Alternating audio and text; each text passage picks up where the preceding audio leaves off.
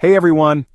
If you're looking to add a low-maintenance, versatile plant to your collection, aloe vera might just be your new best friend. Today, I'm going to show you how to grow and care for this amazing plant in just a few minutes. First up, let's talk about the benefits. Aloe vera is famous for soothing sunburns and popping up in all sorts of skincare products. But heads up, while the gel inside is great for your skin, the leaves are mildly toxic if ingested by humans and pets. Now let's dive into plant care basics. Aloe vera loves bright, indirect light. If you're keeping it indoors, rotate the plant to ensure even growth. For soil, go for a sandy, well-draining mix like a cactus mix.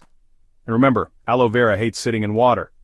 Let the top 2 inches of soil dry out between waterings and reduce watering in winter.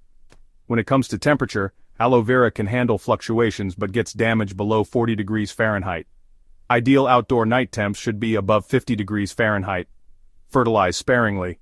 A balanced houseplant fertilizer at half strength once a month during spring and summer is plenty. For propagation, just cut an offset, let it callus and then repot.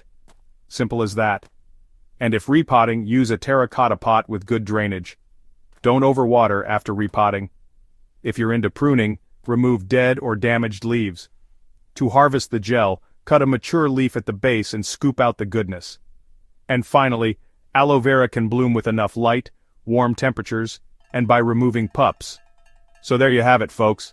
Master aloe vera care with these tips and enjoy a happy, healthy plant for years to come.